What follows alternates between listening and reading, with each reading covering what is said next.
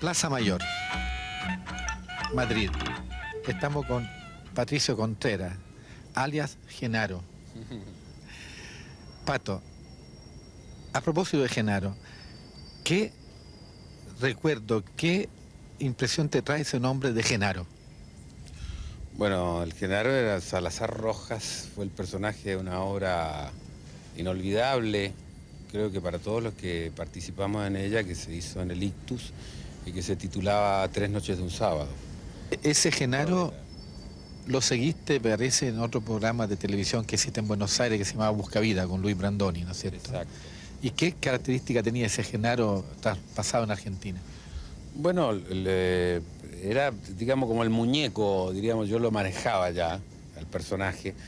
Yo podía ponerlo en cualquier situación, y en este caso la situación era la de este chileno que llegaba, este rotito que llegaba a Buenos Aires con la aspiración de transformarse en un cantante de bolero, conseguir la senda que había marcado Antonio Prieto, Lucho Gatica o Rosamel Araya. Entonces, por cierto, cantaba pésimo, cantaba como los perros.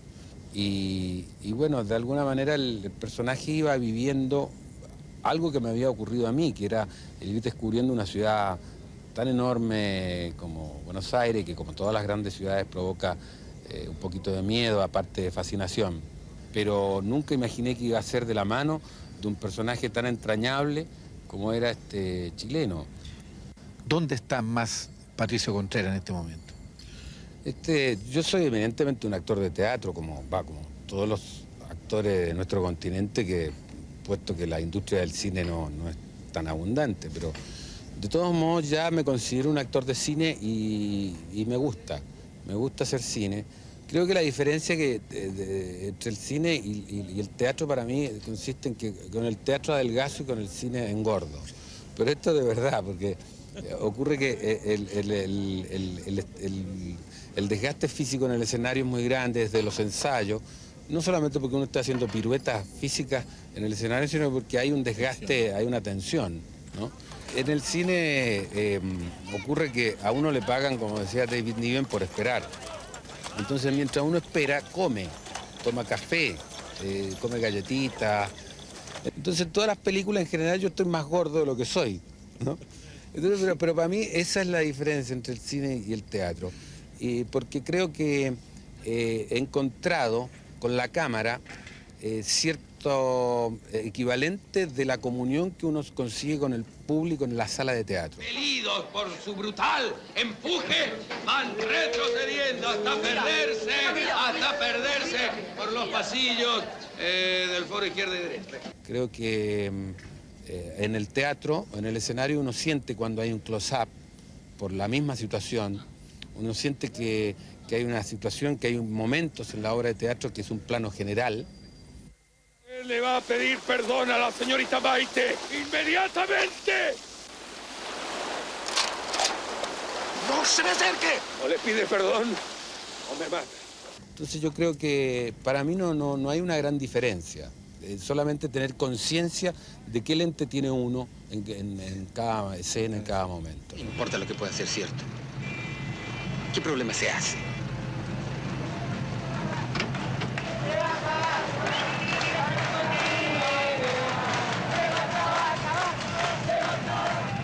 Siempre es más fácil creer que no es posible, ¿no? Sobre todo porque para que sea posible se necesitaría mucha complicidad, mucha gente que no lo pueda creer aunque lo tenga delante, ¿no? El tipo físico mío, digamos, creo que corresponde a una tipología latinoamericana.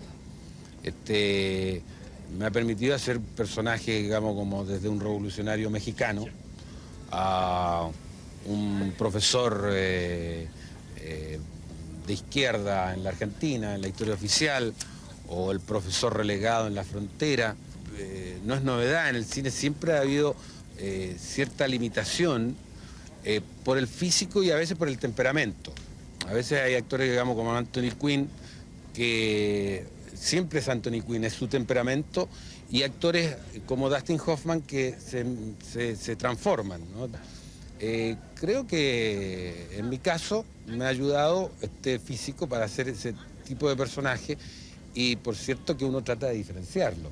¿Cómo te encontraste con la frontera? ¿Cómo empezó ese cuento de la frontera? Recuerdo que en el año 88, por un acontecimiento cultural contra la dictadura que había en Chile, fui invitado y me lo encontré en el cine El Biógrafo a Ricardo, que me pareció un muchacho joven que se me presentó. Ese día exhibían la historia oficial precisamente en esa jornada y me dijo que era director y que quería hacer una película conmigo. Entonces le dije, otro más. Dije, no. Entonces, bueno, como no, encantado, hagámosla. Entonces me dio su tarjeta y bueno, dije, bueno, son tantos los cientos y cientos de jóvenes que aspiran a filmar una película que bueno, pero lo sorprendente fue que lo cumplió. Es decir, un tipo serio, Larraín, cumple lo que promete. Y bueno, al poco tiempo después supe por un gran amigo, Jorge Goldenberg, que es el guionista de La Frontera, que un día me llama y me dice, estoy escribiendo un guión para Ricardo Larraín, creo que tú lo conoces. Entonces le digo, ¿cómo es físicamente? Me lo describe y digo, bueno, este es el muchacho que me paró. Pato, ¿cuál fue la escena de La Frontera que más te emocionó, que más te llegó? Hay dos escenas.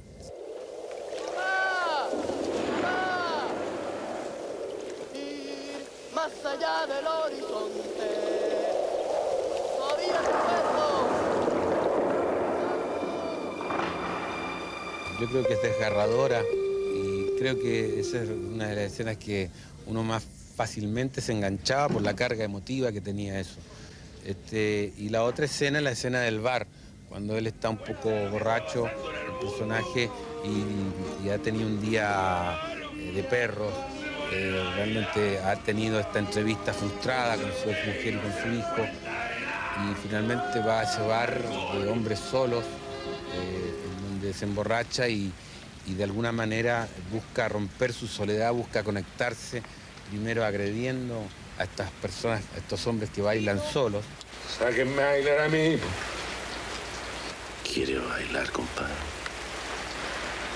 Con mucho gusto, compadre.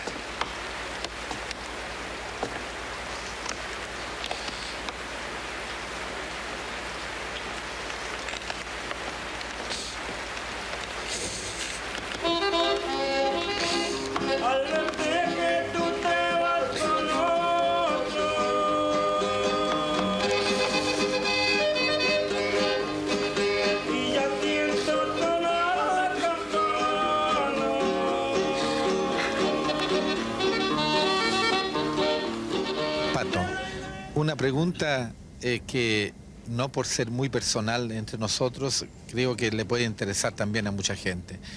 ¿Qué significa para ti la palabra ictus? De alguna manera es como el hogar paterno del punto de vista artístico, el ictus para mí. Ahí es donde me formé, allí es donde de alguna manera fui matrizado desde el punto de vista de la ideología estética y también del punto de vista de la ideología política, diría.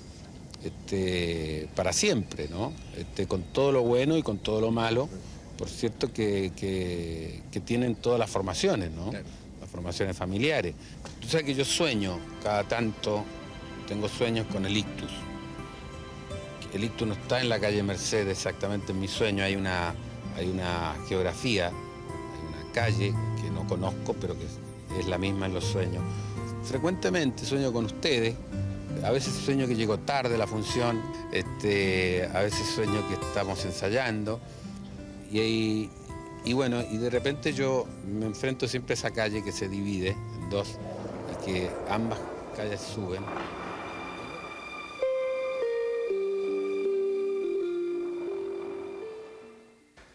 Patricio Contreras.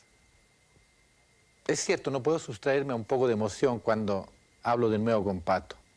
Tantos años que se nos vienen encima, 30 años del ictus, una vida dedicada al teatro, y este Patricio que quedó exactamente igual como lo conocí. Por eso la gente lo quiere tanto. Hay otros que con un poco de fama cambian. Pato, gracias a Dios, sigue siendo el mismo. Bueno, y en España hicimos muchas otras cosas. Oye, Eduardo, Expo 92, toda la faramalla que se ha hecho al respecto a esa exposición y toda la feria, pero al margen de lo que significa una feria, que todos sabemos, ¿no es cierto?, para comprar, para vender, para pasear, significa muchos recursos que entran para el país que la hace. Pero desde el punto de vista arquitectónico, Neto, ¿hubo algo realmente interesante, importante en la Expo 92? Yo creo que la Expo del 92 de Sevilla hay algunos hitos que son muy claros, concretamente los puentes. ¿No? El puente del Alamillo, con esa gran viga del cual está colgada por tensores que parece una especie de arpa, los otros puentes que tienen también cables que están colgados, pero a mí me parece también que hay un esfuerzo bastante grande por urbanizar una isla. Se crea una isla que es la isla de la Cartuja, que no existía, y se diseña todo un proyecto, digamos, para una zona de la ciudad que posteriormente va a transformarse en un barrio prácticamente. En un barrio. Yo me acuerdo en Roma la exposición del 42, que ahora es el EC 42, que sigue siendo un barrio de Roma muy importante, que empezó con una urbanización para una exposición universal que por la guerra no se pudo hacer. Ahora, yo te diría que en términos generales, en la Expo, en relación a los pabellones, en términos de su arquitectura, hay algunos pabellones que son de un avance tecnológico bastante notable, por ejemplo, el pabellón de Francia. Pero mi impresión es que en términos de arquitectura hay una arquitectura más sobria en algunos pabellones, más sencilla, más posible de desarrollar, digamos, las décadas que vienen, que no son esas grandes arquitecturas de grandes dimensiones, sino que arquitecturas de otra escala, hechas también con otros materiales que son bastante innovativos. Una arquitectura, diríamos, publicitaria, aparatosa hacia afuera versus una arquitectura más a escala humana, ¿no? Exactamente, esta es una arquitectura más humana y es la arquitectura posible de hacer hoy, ¿no? Oye, Eduardo, ¿y cómo se enfrentaron los arquitectos los pabellones con ese problema gravísimo que tiene Sevilla, que es la temperatura tan fuerte en verano, ¿no? Yo he estado varias veces allá y es terrible realmente la temperatura. Bueno, en general el clima, hay temperaturas que llegan hasta 40, 42 grados, 43 grados. Y la verdad es que hay una propuesta en la Expo que es muy interesante, todos estos parrones que estaban irrigados por arriba y que te da una especie de garuga permanente que se genera una especie de microclima. Pero uno de los grandes desafíos fueron aquellos países que decidieron llevar pabellones de madera. En España no existe desde hace muchos años la tradición de construir en madera. No hay construcciones de madera. La verdad es que hay elementos de madera que están incorporados a los edificios, pero no forman parte de la estructura del edificio de una arquitectura hecha en madera. Ladrillo y piedra son las cosas más claro. España perdió sus bosques hace claro. muchos años, ¿no? Y la verdad es que no existe esa tradición. Ahora, era un desafío grande para aquellos países que llevaron la madera a afrontar el tema del clima, porque tú tenías diferencia de temperaturas del orden hasta de 30 grados y los edificios trabajaban de una manera bastante notable. Por eso creo yo que ese desafío fue un desafío grande y tengo la impresión que tecnológicamente esos pabellones respondieron bien. El caso de Chile yo creo que fue un desafío muy, muy grande y que muestra un poco la tecnología que hoy día tenemos en Chile para hacer edificios de madera. Y mi impresión es que este edificio va a marcar la arquitectura chilena de los próximos años con una mejor utilización y mayor utilización de la madera en nuestras obras.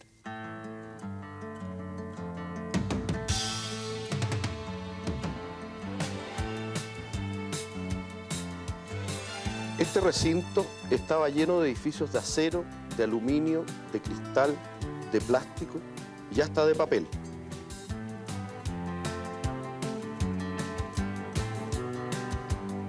¿Qué podía tener en común nuestro pabellón con un templo oriental o con un castillo encantado?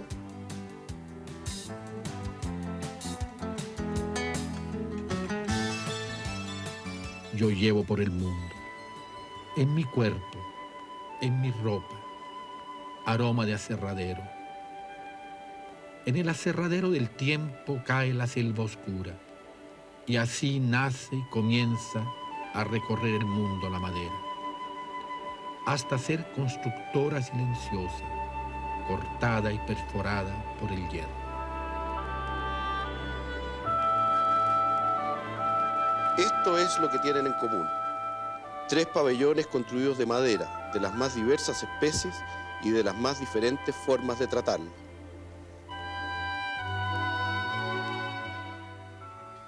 Este es el pabellón de Hungría. Y en lugar de estar en la Expo, perfectamente podría haber sido parte de algún cuento de hadas de nuestra infancia. de esos tantos relatos que venían de Europa Central. Es de roble y tiene la forma de un barco invertido, con torreones de iglesia. Al entrar, este único protagonista, el árbol de la vida,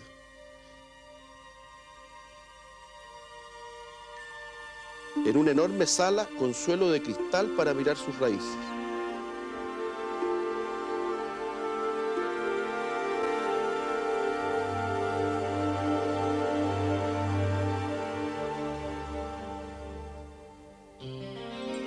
En este otro pabellón, la entrada simboliza también otra entrada, el misterioso acceso del mundo de Occidente al mundo de Oriente. Al pabellón del Japón es el único edificio de la Expo que se entra por arriba.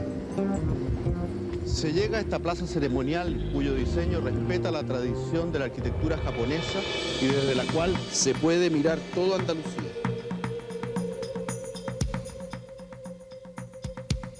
Esta parte, la de la fachada, es de teca africana, en láminas de 3 metros de largo. Y estas otras estructuras con forma de árbol son de la misma especie conocida también como Iroko.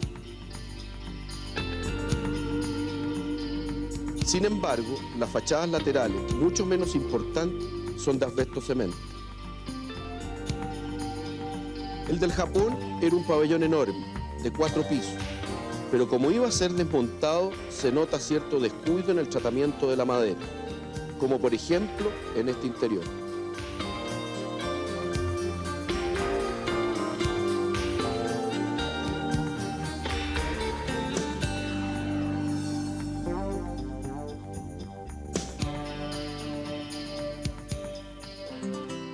El pabellón de Chile, en cambio, no fue desmontado. Permanecerá en la isla de la Cartuja, en Sevilla. Por eso, la madera está protegida con filtro ultravioleta para que dure. Y es de pino insigne, el mismo de las mediaguas y el mismo de los cajones de manzana. El pabellón fue construido en Chile, transportado en barco a Sevilla y armado allá por carpinteros chilenos. En el mundo de la alta tecnología europea, los maestros chilenos llamaron mucho la atención con sus martillos, sus cepillos y sus serruchos. Con una tecnología de avanzada fue posible llevar el pino a su límite, es decir, curvarlo en el cielo y en los muros. Y como la iluminación es cenital, desde arriba y controlada, el interior del pabellón logra una atmósfera de iglesia chilota.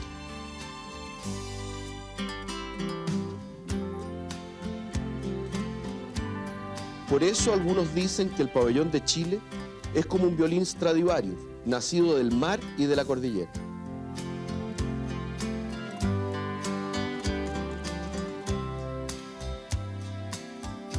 De cuanto conozco y reconozco, entre todas las cosas, es la madera mi mejor amiga, el pan del bosque.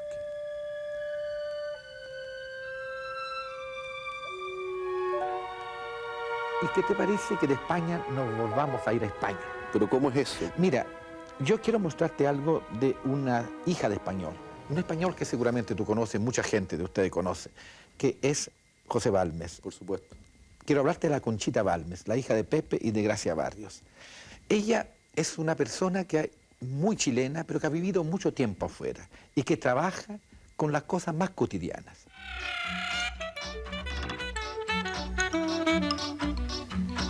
Oye, Conchita, tú que has vivido tanto tiempo afuera, de chica, y has vuelto grande a Chile, ¿de dónde te sientes más? ¿Dónde están tus raíces? ¿Aquí o allá?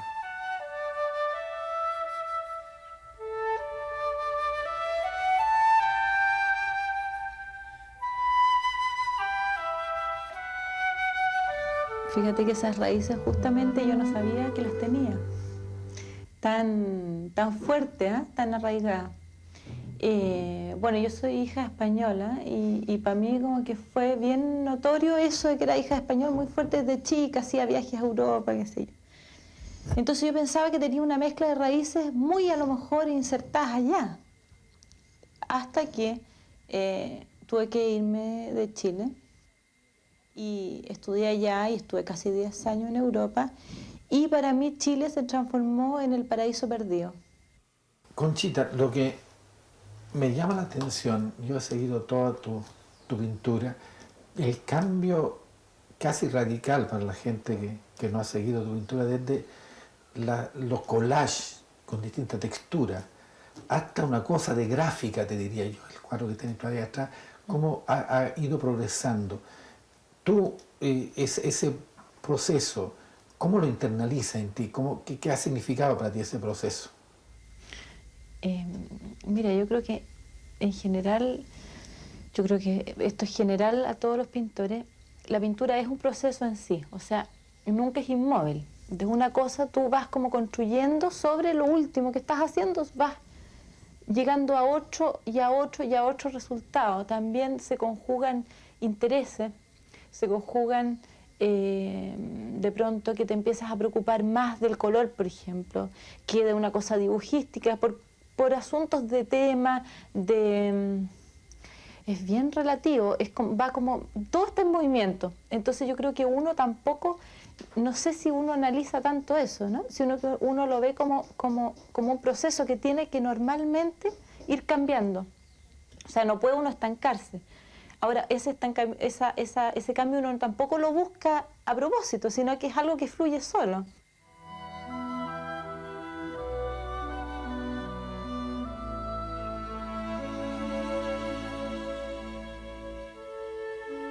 ¿Dónde reconoces más tú esa raíz chilena en las cosas que haces? Mira, yo la reconozco en una búsqueda de algo simple. A ver, no sé si se entenderá. Yo creo que nosotros, yo tengo asumido que nosotros somos tercermundistas, o sea, nosotros somos parte del tercer mundo, aunque digamos que Chile es un país muy desarrollado. Y entonces aquí la simplicidad de las cosas es algo que impresiona y que emociona. Cuando uno sobre todo lo compara con países muy industrializados como Europa, qué sé yo, Francia, no sé, Norteamérica. Entonces hay una simplicidad en la forma incluso de vivir, en la cosa diaria, cotidiana. Hay una simplicidad que a mí me emociona. Y yo como que hurgo dentro de esa simplicidad, o sea, voy más allá, busco más todavía, ¿te fijas? O sea, ¿cómo decirte? Creo que eso es lo como que nos caracteriza a nosotros. O sea, América Latina todavía en muchas cosas está como en pañales. Todavía es muy joven, ¿ya? Y esa juventud de este continente se nota mucho. Cuando tú llegas de afuera se nota mucho. Y es algo que tiene como un candor, es algo muy lindo. Y yo busco ese sentimiento, esa sensación a través de elementos, como te decía yo, que son cotidianos, de elementos simples, de objetos, de un cierto paisaje. Por ejemplo, tú puedes viajar, qué sé yo, para el sur o para el norte, y una de las cosas que impresiona es por qué tú ves tanto territorio que pareciera no haber sido habitado nunca, fíjate. Es impactante eso, ¿eh? Claro, y te da la impresión de que nadie ha pasado por ahí. No, no es verdad. Mucha gente pasa por ahí, pero te quiero decir que son cerros y extensiones de tierra donde crece, qué sé yo, las plantas y los árboles a su antojo. O sea, es algo muy impresionante. O sea, para mí eso tiene un valor enorme. Y yo creo que condiciona nuestra forma de ser, o sea, nuestra personalidad y nuestro ser como chilenos.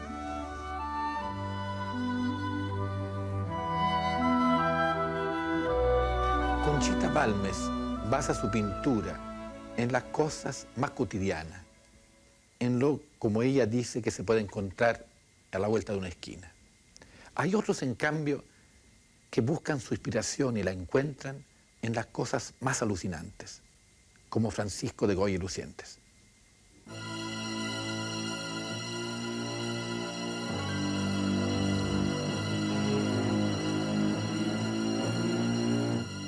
El sueño de la razón produce monstruos. Son los monstruos de Francisco de Goya y Lucientes, que le salieron al paso cuando ya era pintor de éxito. Pintor de reyes, pintor de la alegría.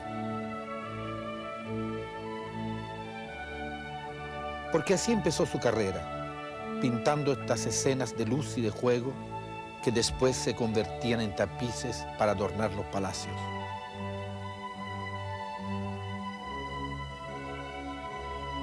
Sus motivos venían de Francia o de estampas populares que él llenó de carácter y que trabajó según su propio oficio, autodidacta.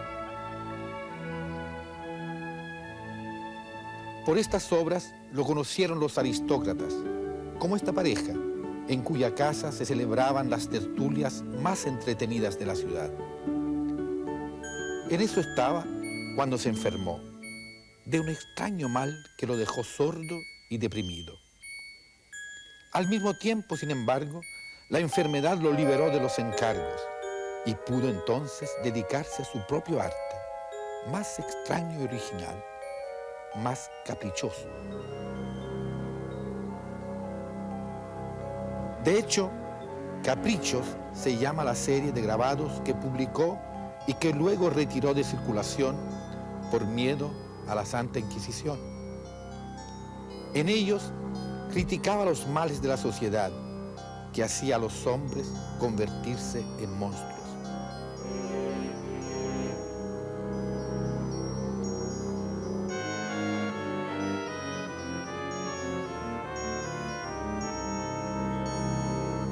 Muy distintos a esta señora, la duquesa de Alba, nada monstruosa, a quien pintó cuando él convalecía. Dicen que es ella. Y ella, aunque nadie lo ha podido comprobar, porque es infinitamente más preciso el tratamiento del cuerpo que el del rostro, diluido casi a propósito. Y si las majas retratan la belleza, Goya no ignoraba la fealdad, aunque se tratara de la fealdad real, ni antes los monarcas reprimía su temperamento, ni sus ideas contra la guerra, contra la violencia.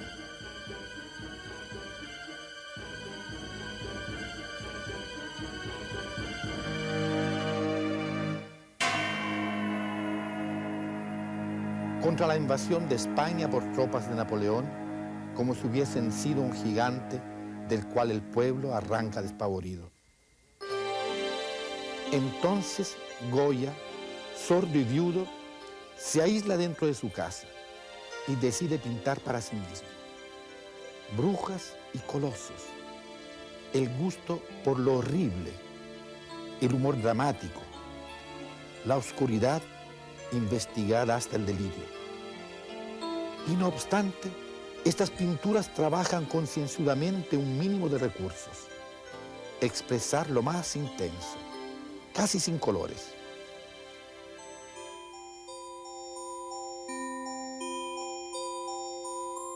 El gesto puro, como los pintores del siglo XX. Aunque la leyenda lo llame erudito o analfabeto.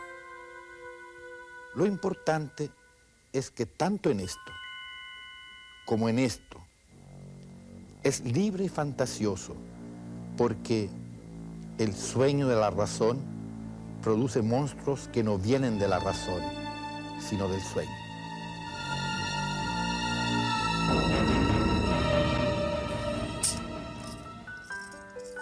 Esta es la llave del piano, la que anda buscando Mata, Roberto Mata. La próxima semana él mismo se lo va a contar.